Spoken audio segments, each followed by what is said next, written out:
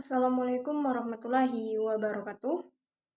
Yang terhormat Ibu Ernani SPD MPD, selaku dosen pembimbing mata kuliah Teori dan Apresiasi Prosa Fiksi. Baiklah, di sini saya Nadia Oktaviani akan memaparkan hasil analisis saya, yaitu menganalisis sebuah novel yang berjudul Rumah Kaca, karya Pramoedya Ananta Toer. Penerbit Lentera Deventara, tahun terbit 1988. Terdiri dari 646 halaman dan ditambah 8 halaman prakata. Baiklah, yang pertama-tama yaitu pendahuluan, di mana latar belakang dari novel ini. Novel adalah salah satu bentuk karya sastra yang berbentuk prosa yang mempunyai unsur-unsur intrinsik dan ekstrinsik. Yang keduanya saling berhubungan karena berpengaruh dalam kehadiran sebuah karya sastra, seperti halnya karya sastra lainnya. Novel juga dibentuk oleh berbagai unsur, di antaranya penokohan, plot atau alur, latar atau setting, sudut pandang, dan tema. Semua unsur tersebut dianggap penting dan membangun sebuah karya yang utuh. Baiklah, lampiran dari sinopsis. Dari sinopsis novel Rumah Kaca, yaitu Jacques Pangemanan adalah seorang anak bangsa berpendidikan Eropa asal Makassar yang bekerja pada pemerintah kolonial. Kisah hidupnya berawal dari dirinya sebagai yatim piatu yang kemudian diangkat oleh Tuan de Chagny sebagai anak, seorang apoteker berkebangsaan Prancis. Dia sempat mengecap pendidikan Eropa sebelum akhirnya kembali ke Hindia dan bekerja sebagai polisi negeri. Dia berpendapat dengan menjadi seorang polisi dapat menumpas kejahatan, sampai pada akhirnya dia berhasil menumpas gerombolan si Pitung. Nah, saat mempelajari kasus si Pitung, pengamanan tersadar bahwa yang dilakukan si Pitung dan gerombolannya adalah akibat dari ketidakadilan yang diperbuat pemerintah kolonial masa itu. Tetapi pengamanan terbuai akan promosi jabatan dan kenaikan penghasilan setelah dia berhasil menumpas si Pitung dan dengan gerombongannya.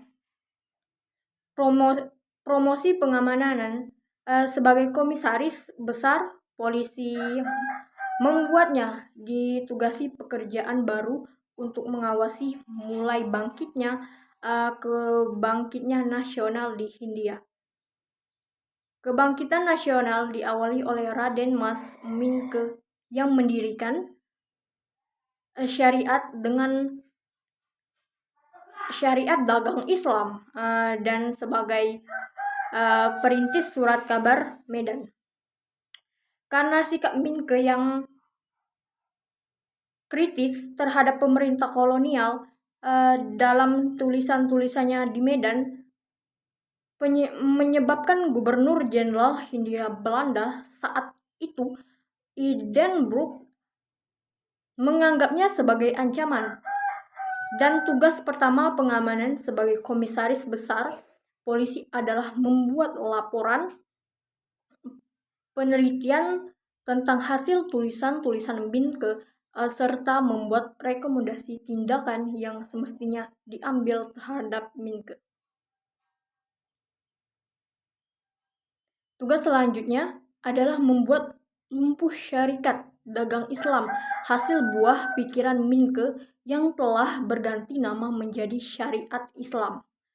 Hal ini dilakukan dengan mengadu domba penduduk pribumi dengan pedagang-pedagang Tionghoa di daerah Jawa. penduduk pribumi yang menjadi pelaku kerusuhan dikelompokkan menjadi anggota syariat Islam dan bukan anggota syariat Islam. Kelompok anggota syariat Islam kemudian ditonjolkan ke dalam dunia berita sehingga dunia internasional tidak harus simpati terhadap syariat Islam. Karena sebelumnya dunia internasional mulai memperhitungkan kekuatan syariat Islam di Hindia. Baiklah, selanjutnya yaitu kajian teori. Pengertian postkolonial studi.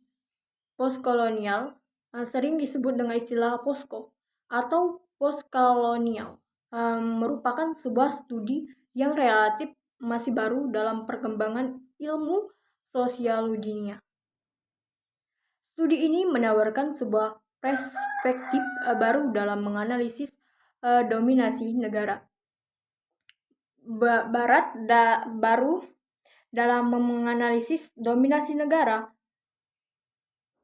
Negara barat diposisikan sebagai kelompok superior, sedangkan negara timur diposisikan sebagai kelompok inferior yang tertindas. Yang menjelaskan definisi postkolonial. Pertama-tama, kita menghubungkan dengan istilah kolonialisme, penjajahan. Baiklah, tokoh pemikiran dan teori postkolonial. Banyak yang bisa diambil dari cerita tersebut. Mengenai postkolonial adalah Orientals Westerns yang terbit pertama kali pada tahun 1978. Itu salah satu sebuah contoh novel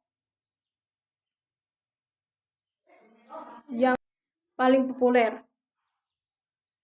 Baiklah, selanjutnya yaitu mimikri. Nah, di sini mimikri adalah suatu tindakan menirukan suatu kelompok, baik dari segi bahasa, sikap, bahkan perilakunya ditirukan sebagai hasrat untuk sejajar atau sederajat dengan bangsa yang lebih tinggi agar mencapai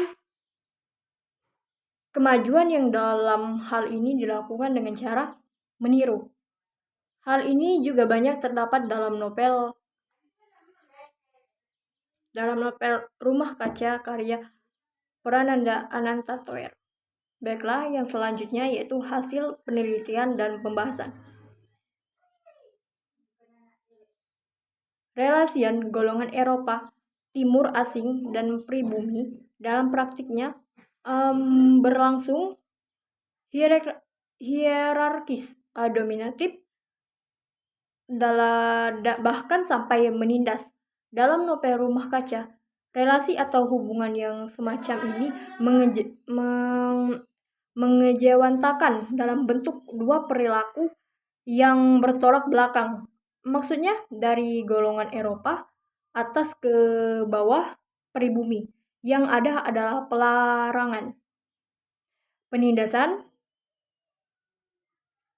penyemprotan, dan penghinaan. Sedang dari golongan bawah pribumi ke atas Eropa yang ada adalah keputusan, penjilatan, dan penghambaan.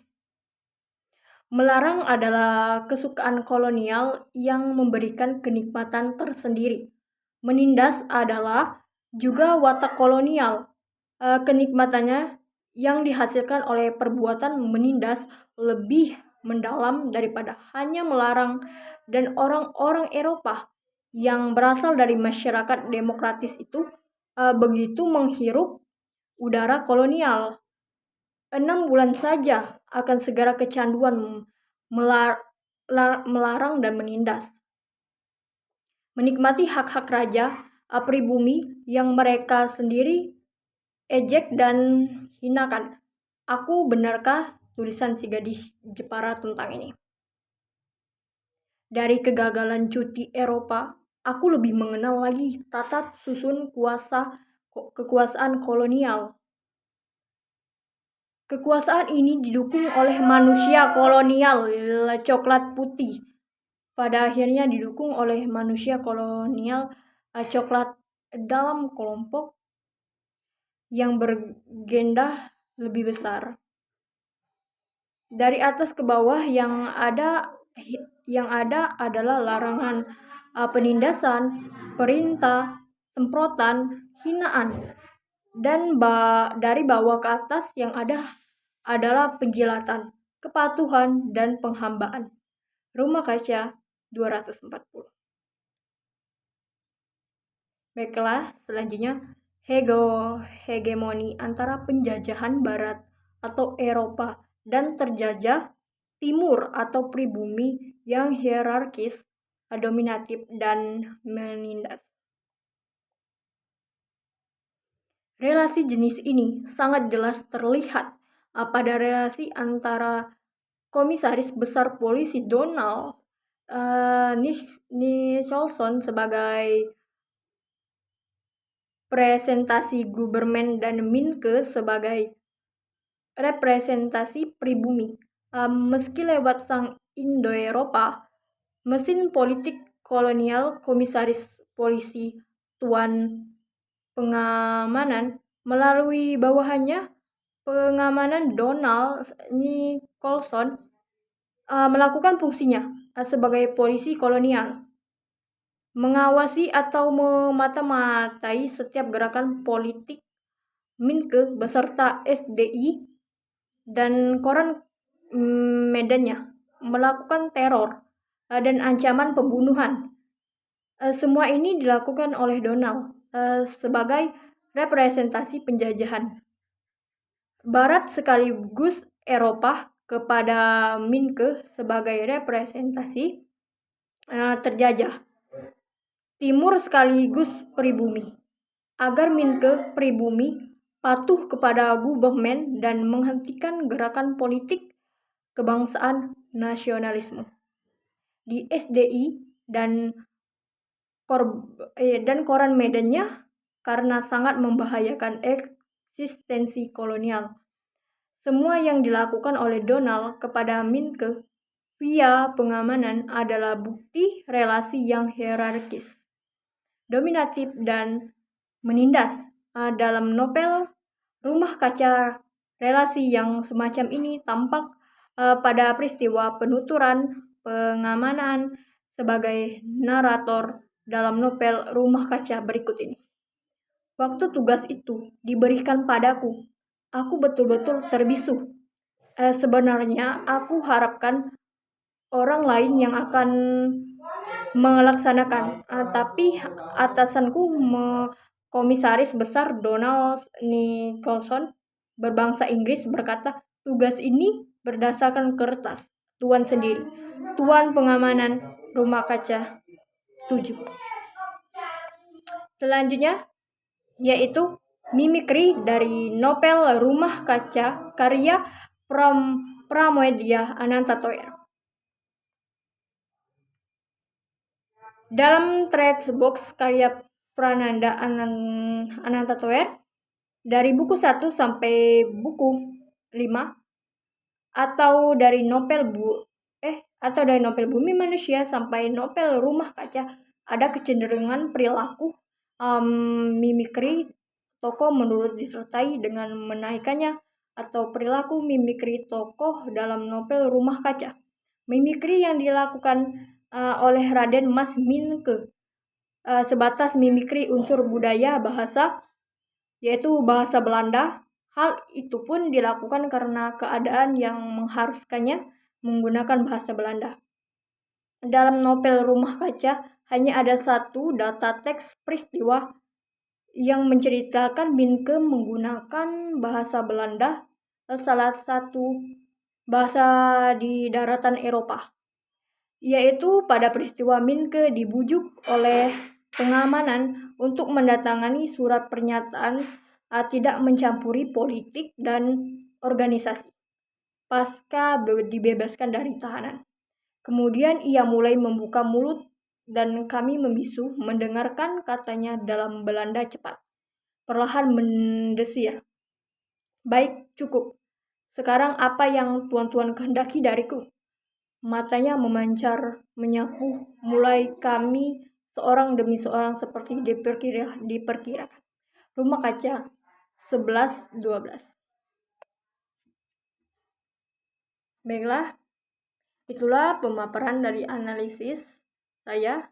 Lebih dan kurang saya mohon maaf. Kepada Allah saya mohon ampun. Wabillahi taufik wal hidayah. Wassalamualaikum warahmatullahi wabarakatuh.